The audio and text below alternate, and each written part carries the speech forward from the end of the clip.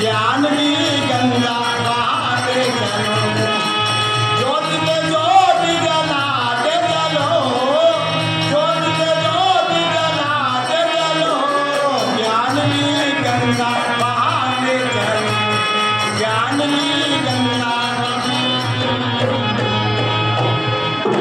छाया है चौक और अंधेरा भटक गई है दिशाएं, मानव दानव बन बैठा है किसको खाता सुनाए।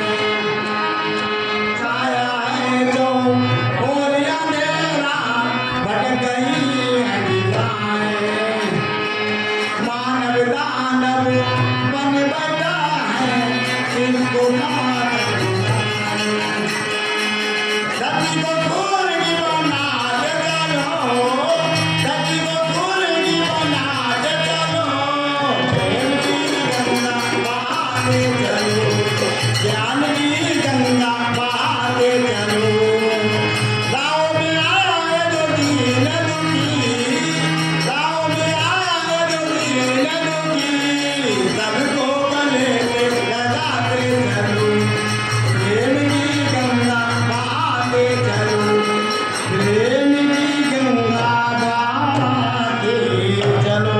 बोल सतगुरु महाराज की जय, बोल सच्चिदानंद भगवान की जय।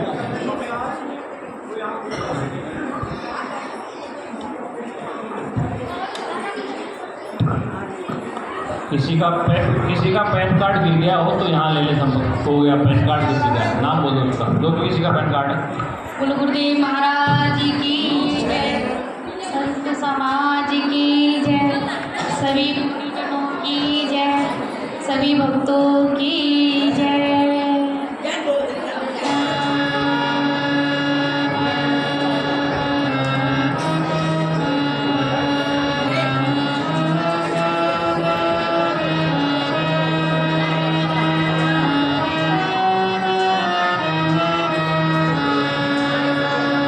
मेरा छोटा सा संसार हरिया जाओ एक बार।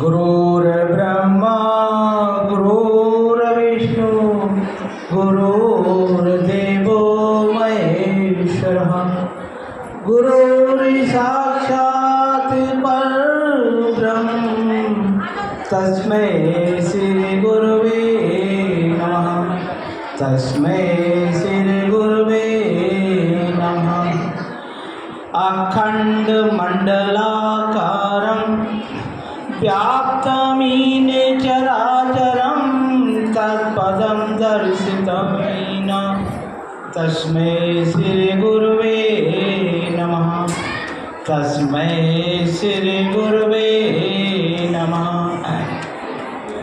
बोले सद्गुरुदेव महाराज की जय, सच्चिदानंद भगवान की जय। अरे अटको अगर तुम भटको अगर तुम ना बन पाए काम, ले लो तुम गुरुवर का नाम, ले लो तुम गुरुवर का नाम। अटको अगर तुम भटको अगर तुम ना बन पाए काम, ले लो तुम गुरुवर का नाम, ले लो तुम गुरुवर का नाम। वेद पुराण ने आदि काल से गुरु महिमा गाई, गुरु महिमा गाई, गुरु महिमा गाई। ब्रह्मा हो क्या विष्णु सभी को गुरु भक्ति भाई, गुरु भक्ति भाई, गुरु भक्ति भाई। गुरु चरणों की कृपा से माटी चंदन हो जाए, गुरु भक्त जो गुरुद्वार से जो चाहे पाए, गुरु का जो चाहे पाए। गुरु बंदन करो गुरु को नमन करो, सुबह को चाहे शाम, ले लो तुम गुरुवर का नाम, ले लो तुम गुरुवर का नाम। गम की सुबह हो दुख की दोपहरी या खुशियों की शाम, ले लो तुम गुरुवर का नाम, ले लो तुम गुरुवर का नाम।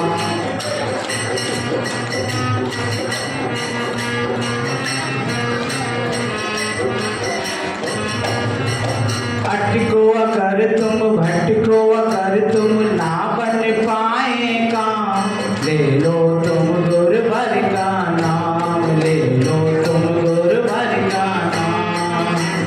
गम की सुबह हो दुख की दोपहरी या खुशियों की शाम, ले लो तुम गुरुवर का नाम, ले लो तुम गुरुवर का नाम। गुरु के पास मन के सारे दोष निकल जाए, दोष निकल जाए, दोष निकल जाए। जैसे लोहा का रस छूकर कंचन बन जाए, कंचन बन जाए, कंचन बन जाए। गुरु चरणों में अर्पित कर दे हर सुख दुख प्राणी, गुरु की महिमा जो कोई समझे वो सच्चा ज्ञानी, ओ ज्ञानी वो सच्चा ज्ञानी। जल में थल में जल में अचल में गुरुवर आए काम, ले लो तुम गुरुवर का नाम, ले लो तुम गुरुवर का नाम।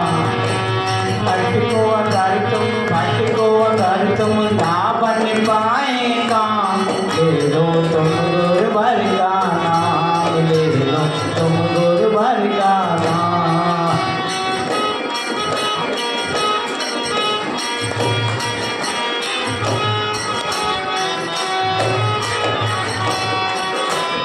गुरु बिन ज्ञान नहीं मिलता है, मानो ना मानो, मानो ना मानो, मानो ना मानो।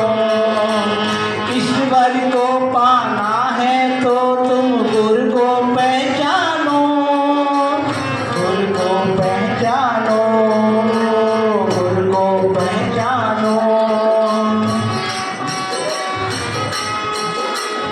ईश्वर को पाना है तो तुम गुरु को पहचानो, गुरु को पहचानो, गुरु को पहचानो। सच्चे मन से जो गुरु वर का सुमिरन कर लेता है, उसके मन में गुरु ज्ञान अमृत भर देता है, ज्ञान अमृत भर देता है। राम ने पाया कृष्ण ने पाया गुरु चरणों से ज्ञान। ले लो तुम गुरु भर का नाम, ले लो तुम गुरु भर का नाम। अटको अगर तुम भटको अगर तुम ना बन पाए काम, ले लो तुम गुरु भर का नाम, ले लो तुम गुरु भर का नाम, ले लो तुम गुरु भर का नाम, ले लो तुम गुरु भर का नाम। बोले सद्गुरुदेव महाराज की जय, सच्चिदानंद भगवान की जय।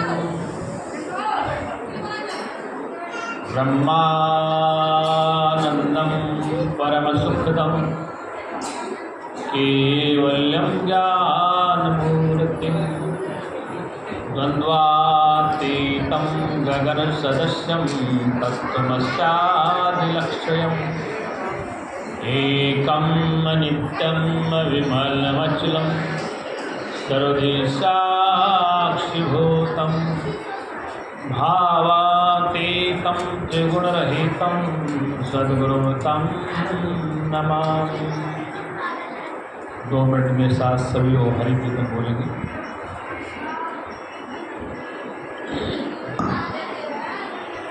जय सतगुरु दीन दयाल हरे, जय सतगुरु दीन दयाल हरे।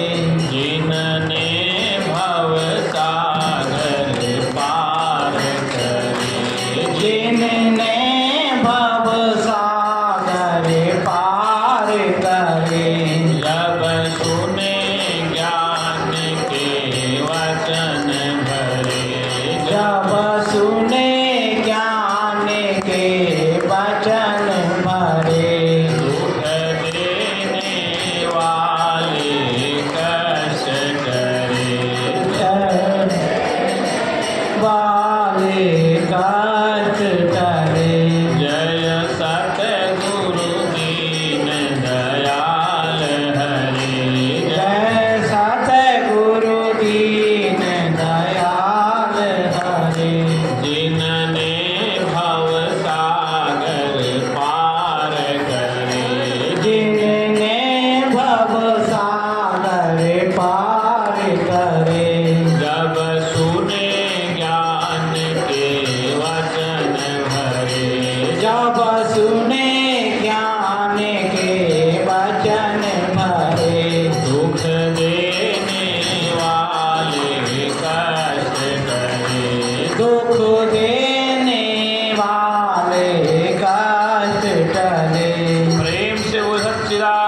सच्चिदानंद भगवान की जय सद्गुरुदेव भगवान की जय श्री कृष्ण चंद्र बलदेव की जय रामचंद्र महाराज की जय सनातन धर्म की जय संत समाज की हर हर महादेव।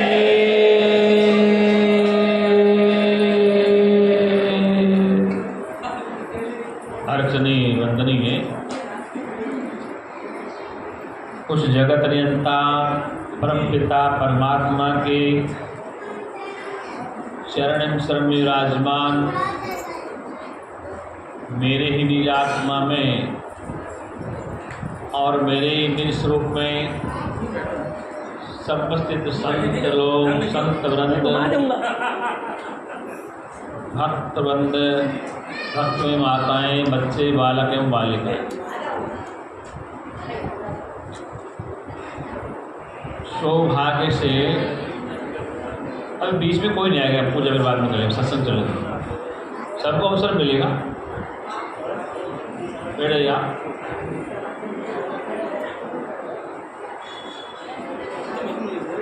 सौभाग्य से मनुष्य शरीर आप हम सबको मिला क्या मिला है मानव शरीर आप हम सबको मिला इस मनुष्य शरीर का मिलना इस तरह का जगत में बहुत ही दुर्लभ है और दुर्लभ शरीर हम आप सब सुलभ है हमें प्राप्त हो चुका है तो प्राप्त हो चुका है तो इसके मिलने का उद्देश्य क्या है आज आप सब लोग गुरु पर्व मनाने आए हुए हैं क्या मनाना है गुरु पूर्णिमा क्योंकि पूरे भारत में नहीं पूरी दुनिया में कि भारत एक देश है जहाँ पर गुरु पूर्णिमा का पर्व मनाया जाता है जबकि विदेश में भी गुरु थे जैसे सिकंदर के गुरु थे इसके सिकंदर के गुरु थे और भी नहीं थे लेकिन गुरु परंपरा थे वो भारतीय संस्कृति अब ये प्रश्न है कि गुरु परंपरा क्या है देखो सीधी परिभाषा ये है कि बालक छोटा होता है तो आजकल तो क्या होता है प्ले स्कूल होने लगे फिर पहले गुरुकुल होते थे जैसे गुरुकुल में पांडव लोग पढ़ते राम भी पढ़ते थे कृष्ण भी संदीपन ऋषि के आश्रम में पढ़ते थे सभी लोग जाते थे तो कहने का तात्पर्य गुरु का तात्पर्य कि जो आपको अंधकार से प्रकाश मिलाकर खड़ा कर दे जो आपको अंधकार से प्रकाश मिला के खड़ा कर दे अंधकार क्या है अंधकार क्या है कि मैं इस संसार में आया था हरि भजन के लिए लेकिन ऑर्डर लगा कपास आया था हरि भजन को ऑर्डर लगे कपास आए थे परमात्मा का ज्ञान करने के लिए और ऑर्डर लगे कपास मतलब जो संसारिक कार्यक्रम में उसमें हमने अपना चित्त मन ज़्यादा लगाया और ज़्यादा लगाने से हम व्याकुल हो गए दुखी हो गए इसलिए उस चित्त को गुरु के सत्संग के द्वारा परमात्मा में लगाया जाता है अब मैं इसको उतार दूँ कोई डरा तो नहीं होगा जी श्रद्धा की मेरी माला उतार दी मुझे भी 2 घंटा बैठना क्यों फिर ये कपड़े भी खराब हो जाएंगे सारे के साथ चैन मिल जाए अब फोटो फाटो बता दो उसको कोई दिक्कत नहीं सही बैठो हाँ उसी ना आगे बैठो बोले सच्चिदानंद भगवान आइए अपने स्थान पर तो जो आपको अंधकार से प्रकाश में खड़ा कर किससे कर दे अंधकार से प्रकाश में खड़ा कर दे अर्थात अविद्या हटा दे और ज्ञान करवा दे उसका नाम गुरु है संसार में माता पिता भी गुरु हैं कि हमारा वेद कहता है सबसे पहले मात्र देवो भव पहला मंत्र वेद का क्या मात्र देवो भव माता देवतुल्य है चाहे वो यशोदा हो चाहे देवकी हो चाहे आप सब पहले बालक की गुरु कौन है माता मात्र देवो माता ही देवतुल्य है वह पहली गुरु है वो कैसी है जैसे बदालसा महारानी थी गार्गी थी ये सब माताओं ने अपने बच्चों को संस्कार दिया। तो पहले गुरु कौन है घर में? माता। फिर कहा पितृ देवो भव, फिर पिता गुरु है, वो भी देवतुल्य है। तो बालक सबसे ज़्यादा माँ के पास रहता है। किसके पास रहता है? माँ के पास। तो माँ जैसा पढ़ाएगी वैसा वो पढ़ेगा। जिस संस्कार पिता घर से बाहर रहता है, उसके संस्कार बाद में आते हैं। वो शाम को घर पे आता है, कई बार नहीं आ पाता, वो अपनी रोजी रोटी के लिए बाहर रहता है। तो पहले माता ही गुरु है, फिर पिता, उसके बाद आता है किसका नंबर? आचार्य देवो भव। अब गुरु का नंबर आ गया। किसका आ गया? गुरु कुल में पढ़ने का समय आ गया, तो वो आचार्य देवतुल्य है, जिसके द्वारा तुम शिक्षा प्राप्त करते हो, दीक्षा प्राप्त करते हो, उस आचार्य को देवतुल्य होता है। फिर एक देव और बता, अतिथि देवो भव। अतिथि देवो भव। अतिथि का मतलब है कि जो बिना तिथि के आ गया तुम्हारे द्वार पर, सूचना नहीं है, तो अतिथि है। तिथि तो बिना किसी तिथि के वो देवतुल्य है। ऐसा हमारे सनातन का परंपरा और सिद्धांत। तो अब गुरु के पास क्यों जाते हैं? देखो, एक व्यवहारिक गुरु है, पारमार्थिक गुरु। व्यवहारिक गुरु में जैसे डॉक्टर पढ़ाएगा, इंजीनियर पढ़ाने वाला, वकालत पढ़ाने वाला, हिस्ट्री पढ़ाने वाला और पॉलिटिकल साइंस पढ़ाने वाला, फिजिक्स केमिस्ट्री पढ़ाने वाला, ये गुरु है, व्यवहारिक गुरु है, जिनके बाद बच्चा पढ़ लिख करके डॉक्टर इंजीनियर बनता है। क्या बनता है? डॉक्टर, वकील, इंजीनियर, जज, IAS, IPS बनता है, साइंटिस्ट बनता है।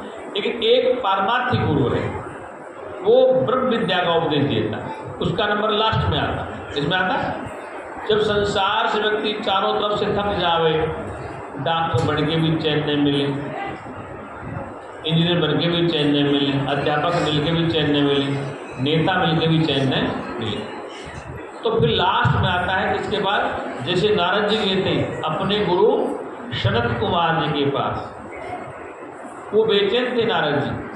नारद जी को वेद शास्त्र का ज्ञान भी था, तंत्र विद्या भी जानते थे, मंत्र विद्या भी जानते, समस्त विद्याओं की ज्ञाता थे। कौन? नारद जी। लेकिन नारद जी बड़े बेचैन थे, तो गुरु के पास पहुँचे, सनत कुमार के पास, क्योंकि सनक, सनंदन, सनादि चार हमारे प्राचीन ऋषि हैं। तो उनके पास गए, सनत कुमार के पास, बोले महाराज बड़ी बड़ी बेचैनी रहती है। तो बोले क्यों रहती? बोले महाराज देखो, मैं सब कुछ जानता हूँ। तो क्या जानता है? व्याकरण में जानता हूँ, तर्कशास्त्र में जानता हूँ, ज्योतिष में जानता हूँ, भूत पिशाच में जानता हूँ, आयुर्वेद में जानता हूँ, तंत्र मंत्र में जानता हूँ, फिर भी मैं बेचैन हूँ। वेद शास्त्र मैंने पढ़े हैं। तो गुरु बोले कि तूने ये जो जितना पढ़ा है ना, वो सब व्यर्थ जा रहा है, क्योंकि जिसके पढ़ने से तुम्हें शांति मिलनी चाहिए उस विद्या को तो तुझे पढ़ा ही नहीं। तो बोले महाराज वो कौन सी विद्या है? सनत कुमार ने, उसका नाम है ब्रह्म विद्या। कौन सी विद्या है?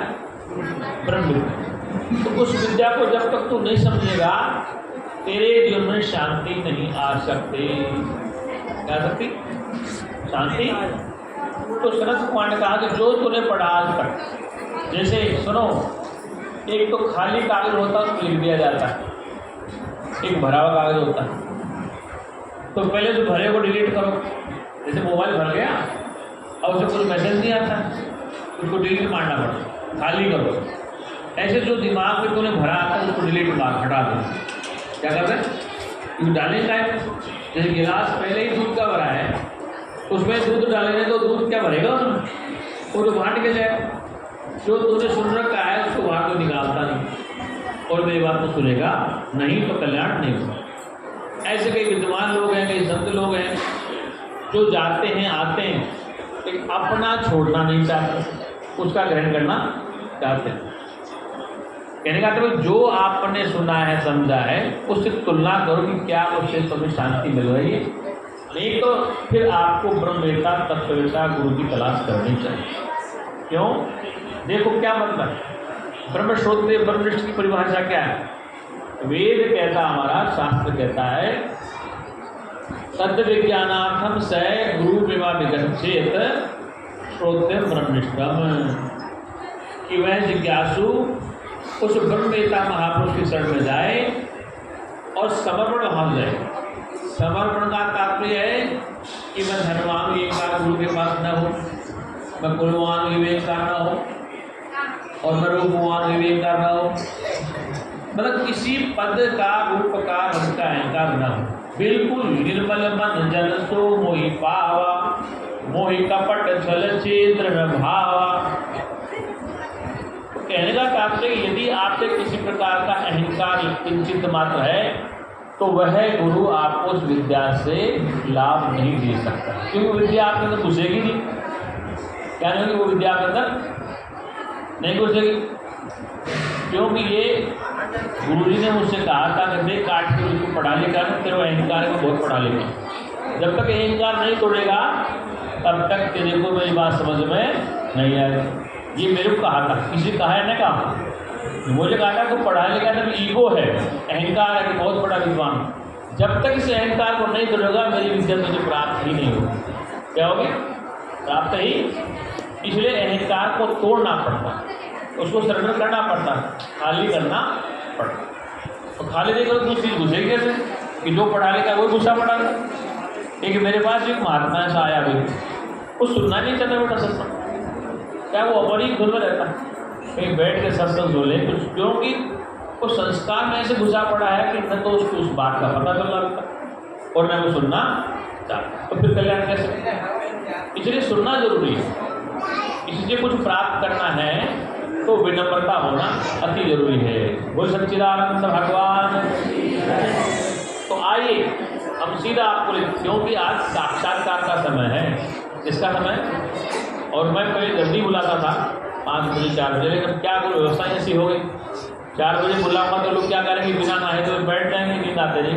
तो मैं कहता चलो पहले पूजा करा देते हैं गुरु जी की, गुरु पूजा पहले गुरु जी की होनी चाहिए, फिर बाद में हो जाए। तो अब विषय पे आते हैं। गीता में भगवान ने कहा अर्जुन से, स्व धर्म निजलम से पर धर्मो भयावह। स्व धर्म निजलम से पर धर्मो भयावह।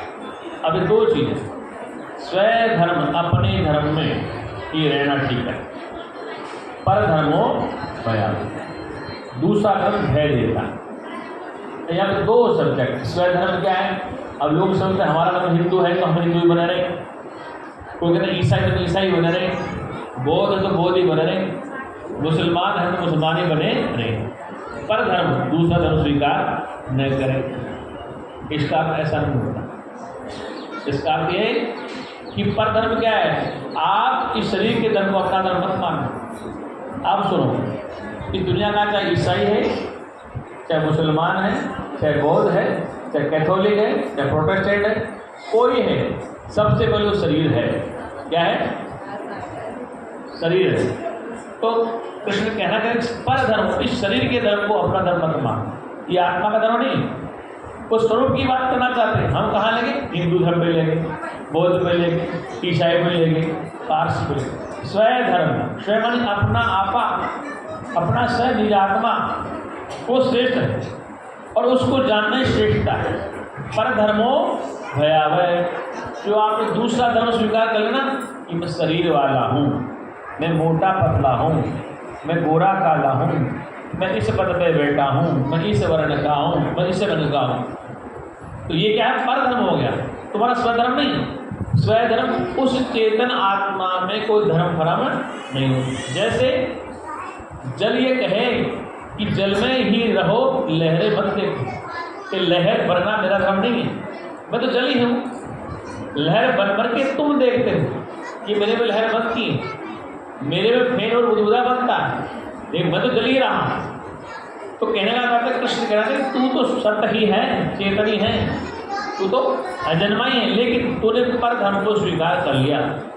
जल ने लहरों को, बुलबुलों को, फेन और बुदबुदों को स्वीकार कर लिया। है तो वो जली, है तो वो जली, लेकिन उसने बुदबुदे, फेन, लहर बनना स्वीकार। ऐसे ही इस जीव ने भी ऐसा कर लिया। जीव तो परमात्मा का अभिन्न अंग है। क्या है? परमात्मा का अभिन्न अंग, लेकिन इसने अपने धर्म में दूसरे को मिला लिया। क्या कर लिया? और मिलाने से क्या हो गया? जैसे ही स्वयं चेतना से जीव अनभिज्ञ होता है, तो कहाँ ध्यान जाता? मैं शरीर हूँ। कहाँ ध्यान गया? मैं शरीर हूँ, मैं पिता हूँ, मैं माता हूँ, मैं गोरा हूँ, मैं काला हूँ। और फिर सुनो, शरीर के बाद एक लफड़ा और है, शरीर के बाद एक लफड़ा और है। मतलब बैठ जाओ, सत्संग चला बैठ जा रहा हूँ, बाद में यहाँ बैठो आराम कर, सत्संग में कोई पास ना विशेष भटक जाता है। माता जी आपकी श्रद्धा है, लेकिन ध्यान रखो, कोई भी सत्संग जब प्रारंभ कर दो तो आप वहीं से दूर से प्रणाम करो, आपका स्वीकार हो जाए, कोई दिक्कत नहीं। क्या कहा आपने? कोई माता बहन कोई भी सत्संग प्रारंभ कर दो तो यहाँ प्रणाम, दूर से प्रणाम करो। उसी तरह मेरा विषय भटक जाता है। कैसे करता? आपके मन को, बुद्धि को एकाग्र करता हूँ, मैं प्रयास करता हूँ और बीच में फिर उसी की तरफ ध्यान जाएगा, प्रणाम करने वाला। इसलिए ऐसे आने से कोई मैं कृपा नहीं करने वाला हूँ, कृपा तो आपको अपनी करनी पड़ेगी। क्या कहा आपने? ऐसे आने से विशेष कृपा नहीं होने वाली, कृपा तो आपको अपनी ही करनी पड़ेगी। वो सच्चिदानंद भगवान। तो विषय क्या चल रहा था? स्वयं धर्मो निर्धर्म से, स्वयं अपने धर्म में ही मरना ठीक है, मरना वाला या मरना नहीं, अपने स्वयं को जानना ही ठीक है, पर को स्वीकार करना ठीक है। इसलिए शरीर के धर्म के चक्कर में सारे धर्म बढ़ गए। अगर शुद्ध जल हो तो लैर फैन बुधा कल्पित है, शुद्ध चेतना है तो फिर नाम रूप सब कल्पित। अस्ति भांति प्रिय सिंधु में नाम रूप जंजाल, लकितम आत्म स्वरूप निज होवे तत्काल निहाल। अस्ति माने जिसका अस्तित्व है, भांति तात्पर्य जिसका चेतन है, और प्रिय है, जो अस्तित्व है, सत्य है, चेतन है और प्रिय है, उसके आपके बीच में क्या लफड़ा? नाम रूप जंजाल, लकितम आत्म स्वरूप निज होवे तत्काल निहाल। सुनो सभी लोग ध्यान से कि नाम और रूप आपको कब मिला? ये पुराने लोग तो समझते, जो नए लोग आए ध्यान से थोड़ा। नाम रूप आपको कब मिला? देखो, जन्म से पहले तुम्हारा नाम नहीं था। जन्म से पहले नाम बाद में तो हुआ, दिनेश, राम, श्याम, राकेश, मुकेश, राजेश, नाम कब हुई? जन्म के बाद। अच्छा, जन्म से पहले तुम कहाँ थे? अपनी माता घर में थे, तभी कोई नाम नहीं था, उसमें तो तुम मांस काल होते थे। और उससे पहले कहाँ थे तुम? पिता के घर में थे, पिता के घर में थे, पिता के यहाँ पल रहे थे। पिता अन्न खाता था, दूध पीता था, सब्जी खाता था, उससे आपका रस बना। उस समय आपका रूप था, रंग नहीं था, रूप था। क्या था? और वो माँ के घर में पड़ा तो शरीर बन गया, और बाहर आ गया तो नाम लिख दिया। क्या लिख दिया? गर्गाचार्य को बुलाया गया, किसका नामकरण करने के लिए? अनामी का नाम रखने के लिए। हे अनामी कौन? भगवान कृष्ण अनामी, चेतन अनामी है, सत अनामी है, ज्ञान अनामी है, ज्ञान अजन्मा है, चेतन अजन्मा है, आनंद अजन्मा है, सत्य अजन्मा है, चेतन अजन्मा। तो अब क्या हुआ? वो सत्य था, चेतन था, आनंद था, ज्ञान था। वह किसी पिता के घर में आया, फिर माँ के घर में आया और बाहर संसार में आया। उसका नाम श्री कृष्ण वासुदेव देवकी नंदन है, गिरधर गोपाल। तो उनके नाम किसने रखे? गर्गाचार्य जी ने, जो उनके कुल गुरु थे।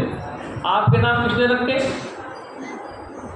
आपके माता पिता ने या आपके पुरोहित तो उन्होंने रख दिया। तो नाम रख दिया दिनेश, राकेश, मुकेश, क्या रख दिया? अब शरीर से बुलाते हैं नाम, दिनेश, राकेश, मुकेश, राजेश, ये नाम रूप तो है। अब संसार में जब शरीर जाएगा तो नाम रूप तो मरेगा। क्या करेगा? नाम रूप तो मरेगा। अच्छा, जो नाम रूप में रहने वाला है, जो पिता के घर में रहने वाला था, पिता के घर से पहले था, माँ के घर से पहले था, अब भी है, आगे भी रहेगा। मतलब कि आप ये मत समझो कि आपके आने से पहले माँ के घर में परमात्मा नहीं था, ऐसा नहीं। परमात्मा व्यापक है तो माँ के घर में कौन है? परमात्मा व्यापक है तो पिता के घर में कौन है? वही तो है। परमात्मा व्यापक है, हरि व्यापक सर्वत्र समाना, तो प्रेम से पकड़ हुए मैं। तो व्यापक है तो पिता घर में पहले परमात्मा है, माँ के घर में पहले परमात्मा। प्रश्न आता है कि आप पहले आए, परमात्मा पहले आए?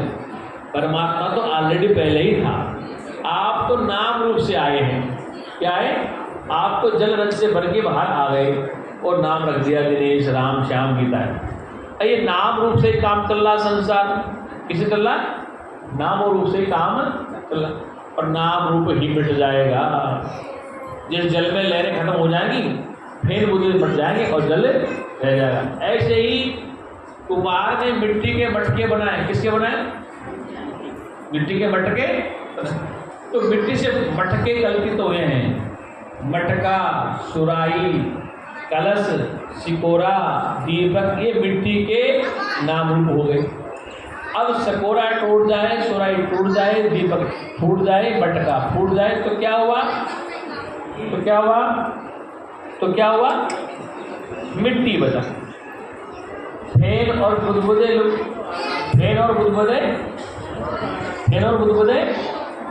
टूट जाए तो क्या बचा? जल ही बचा। अच्छा ये बताओ, जब मटका था, सुराही थी, तो क्या मिट्टी से अलग था? लेकिन आकर थी इस पे थी, नजर इस पे थी, नाम और रूप पे। फेन और बुदबुदा लहरें थी जल में, क्या जल से अलग थी? बर्फ क्या जल से अलग है? नहीं है ना। समस्या क्या है? तुम किसान लोग हो, जरा से बात समझो। किसान के घर में धान होता है, क्या होता है? तो धान और चावल में भेद क्या है? धान और चावल भेद क्या है? कि धान छिलके और छिलके से बाहर आ गया चावल, इतना तो है। नाम रूप छिलका है धान और बाहर आ गया चावल। जैसे आम और गुठली में क्या फर्क है? जब गुठली आम में है और आम का मुरब्बा खा ले तो गुठली बच गई, छिलका होता है तो चावल बच गए। ऐसे ये नाम रूप का छिलका है। इस धान में छिलका होता है, ऐसे शरीर नाम रूप का छिलका है। क्या? भगवान कृष्ण सत्य थे, चेतन थे, ज्ञान स्वरूप थे, आनंद स्वरूप थे, लेकिन जैसे ही वो संसार में प्रकट हुए, क्या हुए? कथावाच्य कहते भगवान पैदा नहीं, प्रकट हुए थे। हम भी कहते प्रकट हुए थे। तुम क्या हुए हो? तुम भी तो प्रकट ही हुए हो, तुम पैदा नहीं हुए हो। पैदा का मतलब बाद में होता है, तुम पहले ही थे। क्या थे? आप पहले ही थे। अरे भाई, बीज है आम का, गुठली है, कुछ गुठली में क्या है? पत्ते भी हैं, पेड़ भी है, फूल भी है, सब कुछ उस गुठली के अंदर है। ऐसे आप पहले ही थे, प्रकट हुए हैं। जब भगवान प्रकट हुआ तो तुम भी प्रकट हुए हैं, पैदा नहीं है। पैदा तो बाद में कुछ बनना, तुम पहले ही थे, बिना नाम रूप के थे। क्या थे? बिना नाम रूप के। जल में लहरें पहले ही थी। क्या? जल में लहरें थी, बुदबुदे फेन थे, इन लहरों को इस बात कायम कर हम जल से अलग हो गए, बूंद अलग हो गई। इसलिए तुम पहले ही नाम रूप से रहित थे, तुम्हारा नाम रूप नहीं था। नामन रूप नरेक कछु तेरे गुण ते प्रभु भिन्न। तुलसीदास क्या कहते हैं? नामन रूप नरेक कछु। न तुम्हारा नाम है न रूप का। रूप पिता के रूप से पहले नहीं था, नाम माँ के रूप के बाद मिला है। तो नाम रूप क्या है? कल्पित हैं। और त्रिगुण भी उसमें सच्चिदानंद में नहीं, त्रिगुणातीत है वो परमात्मा, त्रिगुणातीत है। इसलिए जितने अवतार आए, जो भी अवतार आए, प्रकट हुए। अब कथावाचक इसलिए कहने मजबूर इनके सामने कि सनातन धर्म को बरकरार रखना है। अगर राज खुल गया तो फिर राज को राज रहने दो। इसलिए केवल ब्रह्मवेत्ता ऐसा होता है। कौन होता है? एक डॉक्टर सर्जन होता है ना, सर्जन, वो सारे पेट का चीज खड़ा कर देता है। क्या के लिए करता? मरीज को बचाने के। तो ब्रह्मज्ञानी तो पूरा चीज फाड़ करता है कि तुम क्या थे, वहां तक पहुंचाता है तुम क्या हो। लेकिन जो आवरण में ढका जाता है, इसमें नाम और रूप में। देखो भगवान राम का जब अवतरण हुआ था, उससे पहले क्या नाम था बताना? किसने नाम रखा था? गुरु वशिष्ठ ने रखा था। किसने रखा था? गुरु वशिष्ठ ने संस्कार किया था, उनका नामकरण किया था। ऐसे पांडवों का नामकरण किसने किया था? कुलगुरु कृपाचार्य, द्रोणाचार्य। अब प्रश्न ये आता है, इन आचार्य का नाम किसने रखा था? द्रोणाचार्य का नाम, कृपाचार्य का नाम, सुनना ध्यान से, वशिष्ठ जी का नाम, गर्गाचार्य का नाम, वो भी तो किसी ने रखा था या नहीं रखा था? क्यों, आपको समझ में आ रही मेरी बात? ये प्रमोद सिंह के दामाद सुने मेरी बात विशेषकर कि वशिष्ठ जी का नाम किसने रखा, फिर राम जी का नाम वशिष्ठ ने रख दिया, वशिष्ठ जी का नाम किसने रखा, गर्गाचार्य ने भगवान कृष्ण का नाम रख दिया, फिर गर्गाचार्य का नाम किसने, तो कहानी कहाँ जाएगी, पीछे चली जाएगी। वशिष्ठ का नाम उसके पुरोहित ने, उसका नाम उसके पुरोहित ने, उसका नाम उसके पुरोहित। लेकिन सबसे पहले कौन था, बड़ा पुरोहित था, कौन था, बिना नाम रूप वाला था, बिना नाम रूप वाला था, उसने वशिष्ठ का नाम रखा, शंकराचार्य का नाम रखा, राम का नाम रखा। ये परंपरा से नाम रखे जा रहे हैं। लेकिन प्रश्न आता है कि सृष्टि के आदि में पहले था, सृष्टि के आदि में पहले था, वशिष्ठ से पहले भी था, राम जी से पहले भी था, शंकराचार्य से पहले था, श्री कृष्ण से पहले भी था, ब्रह्मा जी से पहले भी था, विष्णु से पहले भी था, महादेव से पहले भी था। देवों के देव महादेव किसका ध्यान करते हैं, शिव अंत न पावा, क्या कहते हैं, जिसको ध्यान धरते हैं ब्रह्मा विष्णु महेश, किसका ध्यान करते हैं, इसका मतलब उनसे कोई महान शक्ति है जिसका वो ध्यान करते हैं। महादेव जी आंख मिलते हैं, राम जी ध्यान करते हैं, कौन है वो, पराशक्ति कोई है, क्या है, ये तो रामायण का प्रमाण है ना। शिव अंत न पावा, वो भी ध्यान कर सकते, हर बार समाधि में जाते हैं, समाधि में क्या ढूंढते हैं, जब खुद ही ब्रह्म है उस समाधि किसकी लगाते हैं, किसका ध्यान करते हैं, राम जी किसका ध्यान करते हैं। मतलब कहने का तात्पर्य सब ऋषि मुनि देवी देवता ध्यान किसका कर रहे हैं, 28,000 तक ऋषियों ने नैमिषारण्य में तप किया। कितने, 28,000 ऋषि तप कर रहे हैं। और उपदेश कौन दे रहा है, सूत जी महाराज बोले, 28,000 ऋषियों को उपदेश कौन दे, सूत जी महाराज। सूत जी महाराज कौन है, वो सब कुछ कर चुके हैं, ब्रह्मवेत्ता है, तत्ववेत्ता, उस जमाने के सबसे श्रेष्ठ वरिष्ठ ब्रह्मज्ञानी थे। इसलिए प्रश्न ये आता है कि शंकर जी किसका ध्यान करते हैं, राम जी पूजा किसकी करते हैं, कहते शिवलिंग की पूजा करते हैं, रामेश्वर ने शिवलिंग लगाया। प्रश्न आता है शिवलिंग की पूजा क्यों करते हैं, फिर राम से बड़ा शिव है क्या, चलो शिव को बड़ा मान ले, फिर शिव से बड़ा कौन, शिव किसका ध्यान करते हैं, शिव जी किसका ध्यान करते हैं। अब प्रश्न आता है ये सब ध्यान करते करते पहले वाला है सबसे बड़ा, उसका ध्यान करते हैं। इसलिए वेद की तरफ जानना पड़ेगा कि सबसे अलग पहले नाम रूप से रहित एक सत्य चित्त परमात्मा था। कौन था, सबसे पहले आदि में एक सत्य था। गुरु नानक देव पागल थोड़ी थे, क्या कहेंगे, आदि सत्य जुगादि सत्य है भी सत्य, नानक होशी भी सत्य। तो आदि में सत्य था, सत्य है, सत्य ही रहेगा। अब उस सत्य तक हमारी वृत्ति पहुंचे तो गुरु लोग क्या करते हैं, गुरु लोग उस सत्य तक तुम्हारी बुद्धि को पहुंचाने का प्रयास करते हैं। जहाँ न जाए मन विधि हरि हर को, जहाँ न जाए मन विधि हरि हर को, कि जहाँ पर ब्रह्मा विष्णु महेश की बुद्धि भी नहीं पहुंच पाती। ये तो भाई रामायण की है कि नहीं बनाई हुई, रामायण की है ना। जहाँ न जाए मन विधि हरि हर को, कि जहाँ पर ब्रह्मा विष्णु महेश की मन बुद्धि भी नहीं है, वो उसके बुद्धि की पार है, तो फिर आप कहाँ जाएंगे। तुलसीदास कहते हैं कि जहाँ न जाए मन विधि हरि हर को, जहाँ पर ब्रह्मा विष्णु महेश की बुद्धि भी नहीं पहुँचती।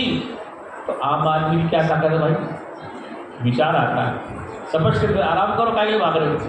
जब तुलसीदास कहते हैं कि जहाँ न जाए मन विधि हरि हर को, कि जहाँ पर ब्रह्मा विष्णु महेश की मन बुद्धि नहीं पहुँचती, तो फिर आम आदमी क्या बात। शास्त्र कहता है कि मन बुद्धि का विषय नहीं है, और तो फिर भाई कौन सा विषय। तो स्पष्ट कहा ऋषियों ने, वेद ने, कि देखो मन बुद्धि का विषय है कि जिस समय आपकी बुद्धि, जिस समय आपकी बुद्धि राग द्वेष से रहित होकर सत्संग को सुन ले, जिस समय आपकी बुद्धि राग द्वेष से रहित होकर सत्वगुणी बन जाए और उस सत्य का विचार कर ले। क्या कर ले, सत्य का विचार। अब उसका विचार कर ले तो उसको बोध हो जाएगा। देखो सीधा दृष्टांत, हर बच्चा आईएएस नहीं बन सकता, नहीं बन सकता ना, हर बच्चा आईएएस नहीं बन सकता। लेकिन हर साल बनते हैं 100 बच्चे आईएएस, हर वर्ष बनते हैं 100 ही बचते, केवल 100 ही बच्चे बनते, बाकी नहीं बनते। टॉप भी होते हैं, लेकिन कौन होते हैं, इसका है तो वो बच्चे ही है, तो वो हर भगवान को नहीं जान सकता, हर बच्चा आईएएस नहीं बन सकता। कि भगवान को वही समझ सकता है जो जिज्ञासु हो, जो सत्संग सुनने का जिज्ञासु हो, वही समझ सकता है। जो पढ़ने वाला विद्यार्थी वही आईएएस बनेगा हर बच्चा। इसलिए कहा कि जहाँ न जाए मन विधि हर रखो, कि जहाँ पर ब्रह्मा विष्णु महेश की बुद्धि भी नहीं पहुँच पाती तो आम आदमी कैसे पहुँचेगी। इसलिए वो मन बुद्धि का विषय नहीं है। अब प्रश्न आता फिर कौन सी बुद्धि चाहिए उसके लिए। तो मन बुद्धि का विषय नहीं है तो आपके पास मन भी वही है, बुद्धि भी वही, फिर कौन सी बुद्धि है। तो वेद ने कहा कि सुनो बुद्धि वह है जिस समय सत्संग सुना जाए, गुरु के सानिध्य में बैठा जाए, उस समय उस पल आपकी बुद्धि क्या रहे, राग द्वेष से रहित विशुद्ध हो जाए। क्या हो जाए, विशुद्ध बुद्धि हो जाए। तो विशुद्ध बुद्धि में उसका प्रतिबिंब होगा। किसमें होगा, विशुद्ध बुद्धि। समझ गए।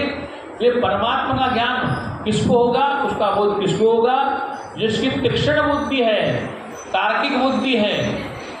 कृष्ण गीता में कहते हैं जो तर्कशील व्यक्ति है मुझे अति शीघ्र प्राप्त कर लेता है। जिसकी बुद्धि तीक्ष्ण है, जैसे वकील जिरह करता है, बहस करता है विषय तक पहुंचने के। तो तार्किक बुद्धि, कुतर्क वाली नहीं, तार्किक बुद्धि। क्या, तार्किक बुद्धि ही आपको उस परमात्मा तक पहुंचा देगी। वो सच्चिदानंद भगवान।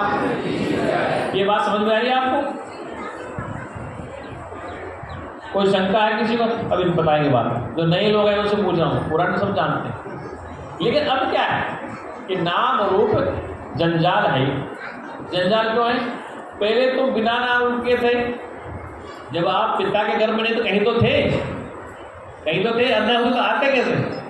इस कमरे में, इस हॉल में हवा है ना, तो पंखे के अपने पास से हवा फेंक रहे हैं। ये पंखों के पास अंदर थोड़ी हवा है, कूलर में थोड़ी हवा है। न कूलर में हवा है, न पंखे में हवा है, न एसी में हवा है। हवा तो उस कमरे में है। हवा तो उस कमरे में, उस हवा को पंखड़ियाँ हिला रही हैं। अच्छा, बिजली भाग गया तो हमारे पास क्या होता है? वो पंखा हाथ वाला, तो क्या उस पंखे में हवा है? अरे नहीं भाई, हवा तो उसके आसपास है, उसी को हिला रही है। क्या करें, उस पंखड़ी में हवा नहीं है। जो हवा फैली हुई है चारों तरफ, उसी को पंखे से हिला रहे हैं। पंखे में हवा नहीं है, वो पंखा चलो हवा लगी। अरे पंखे में हवा नहीं है, पंखे में हवा नहीं, हवा तो हॉल में वही पड़ी। ऐसे परमात्मा ठसाठस पहले व्याप्त है। क्या है? वो तो प्रथम ही प्राप्त था, लेकिन किसी ब्रह्मवेता तत्ववेता गुरु का सत्संग नहीं मिला, इसलिए उसे अनभिज्ञ रहे। इसलिए कहा तुलसीदास ने कि गुरु बिन भवन तरह में कोई, सो विरंच शंकर सम होई। अब एक लफड़ा कर दिया तुलसीदास ने, गुरु बिन भवन तरह में कोई। गुरु के बगैर इस भव सागर से कोई तर नहीं सकता, चाहे ब्रह्मा विष्णु महेश क्यों न हो। ये भी कहते हैं गुरु बिन भवनिधि तरह में कोई, शंकर और विष्णु ब्रह्मा क्यों न हो। अब भैया अब इसके गुरु कौन है? ये तो रामायण के पाई ना। गुरु बिन भवनिधि तरह में कोई, सो विरंच शंकर सम हो।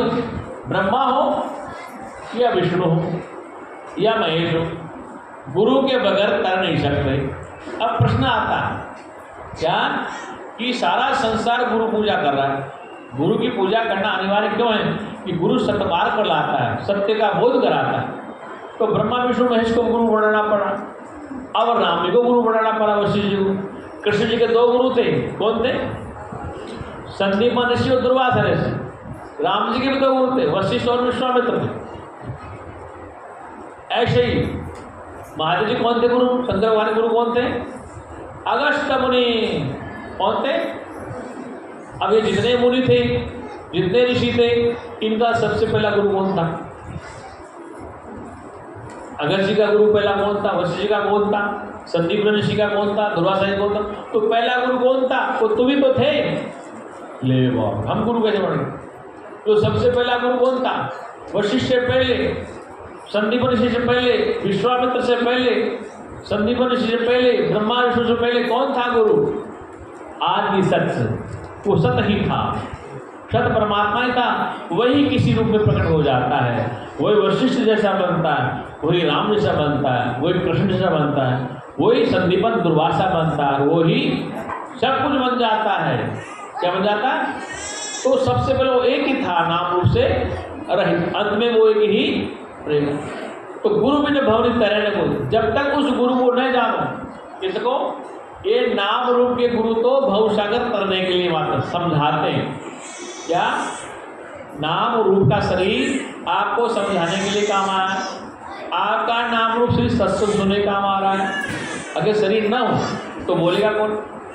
वो सत्य व्यापक होने के नाते आपके मेरे मध्य में भी है, लेकिन वह न बोलता है न वो सुनता है, इसलिए वो शरीर धारण करता है। क्या करता है? तो शरीर धारण करता है। जैसे खरबूजे का बीज है, ककड़ी का बीज है, तरबूज का बीज है, एक लगा दिया खेत में, क्या कर दिया? अब उस एक बीज में कितने तरबूज आएंगे? बीज हमने एक लगाया, तरबूज का एक बीज लगाया हमने, खरबूजे का एक, वो बेल फैल गई। क्या हुआ?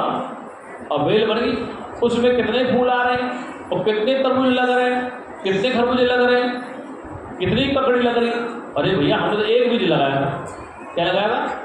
किसान ने खेत में एक बीज लगाया तरबूज का। अब वो बेल फैल गई, उस बेल में फूल आ रहे हैं और तरबूज जगह जगह लग रहे हैं।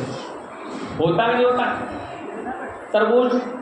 ऐसे ही आपका खरबूजा, ऐसे आपके ककड़ी जो बेल, ऐसे करेला एक लगाते हैं, उसकी बेल में कितने करेला लगाते हैं? तो एक से अनेक बन गए। एको अहम भविष्यामि, एको भविष्यामि, एक से मैं अनेक बन जाऊं। ये किसने पूरा?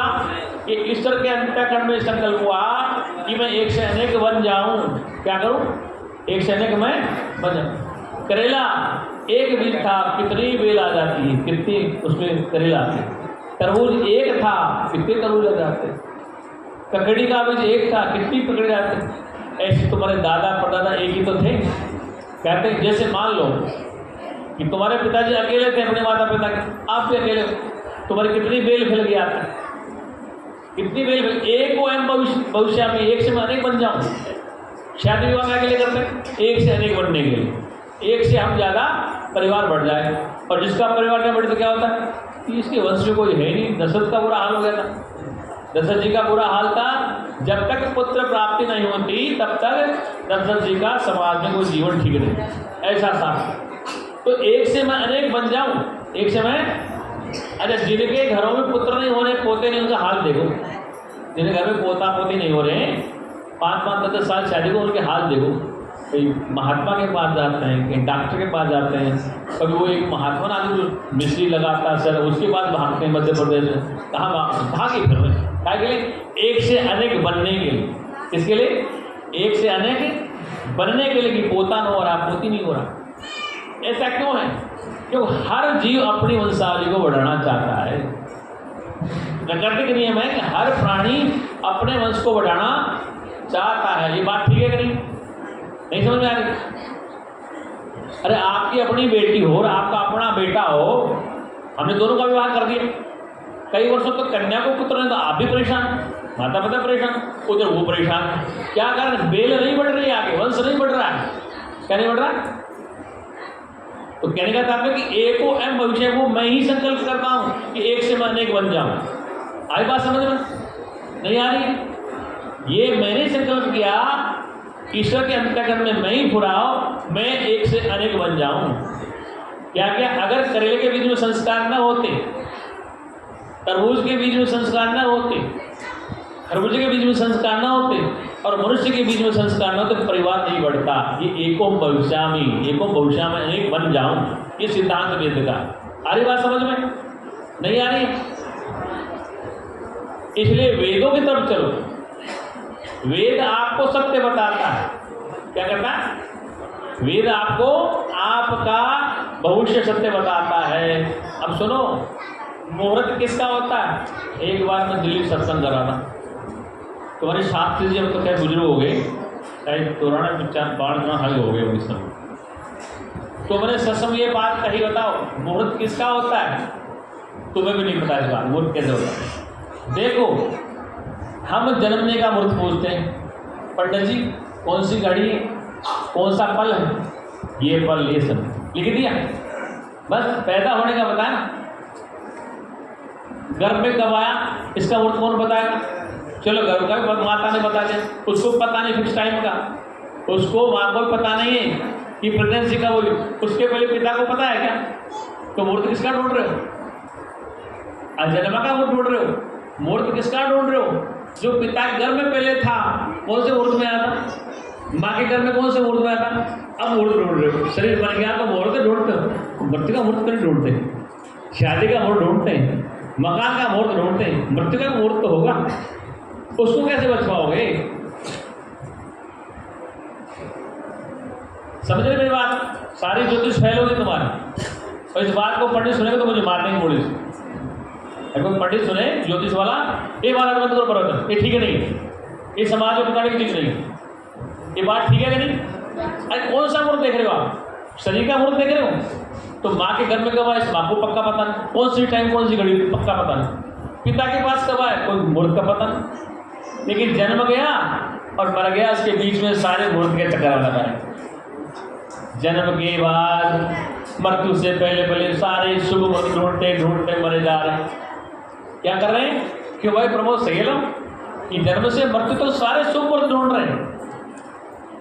ये बात नहीं समझ रहे आपको? जन्म से मृत्यु तक सारे शुभ मुहूर्त के चक्कर में लग रहे हैं, ये मुहूर्त ठीक नहीं, ये मुहूर्त ठीक नहीं। अब दूसरी बात सुनो, कि ब्रह्मांड जब बना था, कौन सा?